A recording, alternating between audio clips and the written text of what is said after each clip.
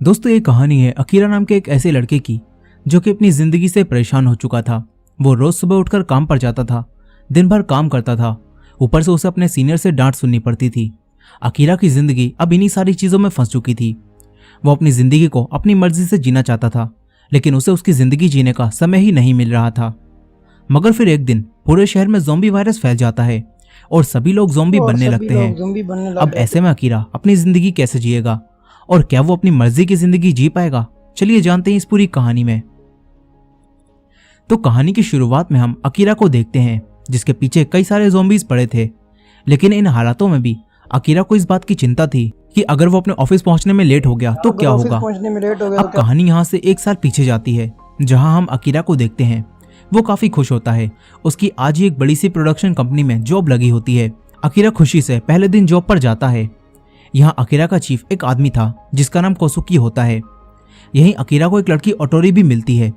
Akira काफी खुश था, उसे ये जगह काफी अच्छी लग रही थी। अब शाम को अकीरा के कोवर्कर्स उसे वेलकम पार्टी देते हैं, लेकिन फिर ये सब घर जाने के बजाय वापस ऑफिस ही आ जाते हैं और अकीरा को सभी वर्कर्स के साथ मिलकर पहले दिन ही ओवरटाइम काम करना पड़ता है।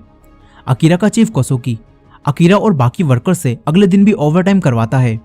फिर अकीरा 2 दिन बाद काम करने के बाद अपने अपार्टमेंट में थका हुआ वापस आता है। कुछ दिन और काम करने के बाद अकीरा समझ जाता है कि ये सब वैसा बिल्कुल भी नहीं है जैसा उसने सोचा था। ऊपर से उसका चीफ कोसुकी काफी बुरा इंसान होता है। वो अकीरा को काफी ज्यादा डांटता है और उस पर काम का प्रेशर बनाता है। अब अकीरा एक रात अपने पुराने दोस्त केंचो के साथ बैठा था। अकीरा उसे सब कुछ बताता है। केंचो उसे सलाह देता है कि तुम्हें अपनी जॉब छोड़ देनी चाहिए और अपनी जिंदगी को अपनी मर्जी से जीना चाहिए। लेकिन केंचो की एडवाइस अकीरा को बिल्कुल भी पसंद नहीं आती।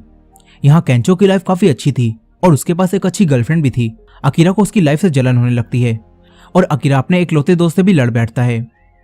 अब अगले दिन अकीरा वापस अपनी जॉब पर जाता है, लेकिन उसका मूड बिल्कुल भी अच्छा नहीं था। वो अपनी ऐसी जिंदगी से थक चुका था। वो ओटोरी को देखता है जो कि हमेशा की तरह ही खुशी से अपना काम कर रही थी। तभी ओटोरी अकीरा को देखती है। ओटोरी अकीरा के पास आती है और उससे बात करती है। यहाँ हमें पता चलता है कि ओटोरी भी अपनी लाइफ से खुश नहीं है, लेकिन फिर भी वो बस अपनी लाइफ जिए जा रही है। ओटोरी अकीरा को 2 ड्रिंक देकर उसे एक ब्रेक लेने के लिए कहती है और यहाँ से चली जाती है। लेकिन फिर ऑफिस में अकीरा का चीफ फिर से अकीरा को डांटता है और अकीरा पर काम का प्रेशर बनाता है। अकीरा फिर से ओवरटाइम काम करता है। फिर वो रात में अपने घर थका हुआ जाता है। अकीरा इन सारी चीजों से इतना थक चुका था कि वो अब मरने के बारे में भी सोचता है। अब तभी हम अकीरा के पीछे एक आदमी को देखते हैं जो कि ज़ॉम्बी था।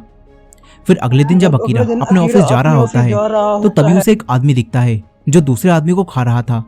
अकीरा उसे देखकर डर जाता है और ऊपर भागता है। फिर कई सारे ज़ॉम्बी अकीरा के पीछे पड़ जाते हैं और कहानी वापस यहीं आ जाती है जहां से शुरू हुई थी। यहाँ अकीरा ज़ॉम्बी से बचकर भाग रहा है और सोच रहा है कि अगर वो ऑफिस पहुंचने में लेट हो गया तो उसका सन की चीफ उसे फिर से डांट कर ओवरटाइम करवाएगा। लेकिन अब तभी अकीरा ज़ॉम्बी से बचते हुए छत पर आ जाता है। वो छत पर सेफ एरिया में पहुंच जाता है। फिर अकीरा देखता है कि ज़ॉम्बीज पूरे शहर में फैल चुके हैं और सब कुछ तबाह हो रहा है। अकीरा ये सब देखकर काफी खुश हो जाता है क्योंकि अब उसे काम पर नहीं जाना पड़ेगा। अब अकीरा खुशी से यहाँ डांस करने लगता है।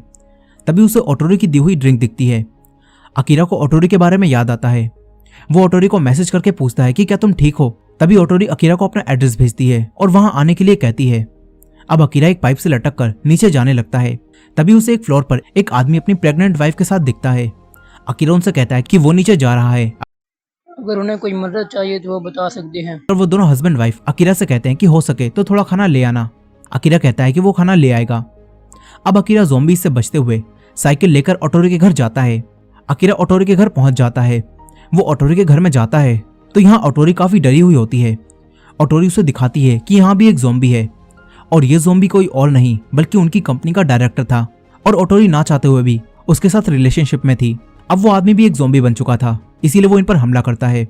वो दोनों बच जाते हैं, लेकिन ओटोरी के पैर पर चोट लगी थी, इसीलिए अब ओटोरी भाग नहीं सकती थी। यहाँ अब अकीरा उस ज़ॉम्बी को रोकता है, लेकिन वो ज़ॉम्बी अकीरा को दूर फेंक देता है। अकीरा दोबारा उठकर उस ज़ॉम्बी से फाइट करके उसे गिरा देता है। इसके बाद ओटोरी आकर उस आदमी को मार देती है। लेकिन अब ओटोरी भी एक ज़ॉम्बी बनने लगती है क्योंकि उस ज़ॉम्बी ने ओटोरी के भी काट लिया था। ओटोरी देखते ही देखते एक ज़ॉम्बी बन जाती है। अकीरा को काफी दुख होता है।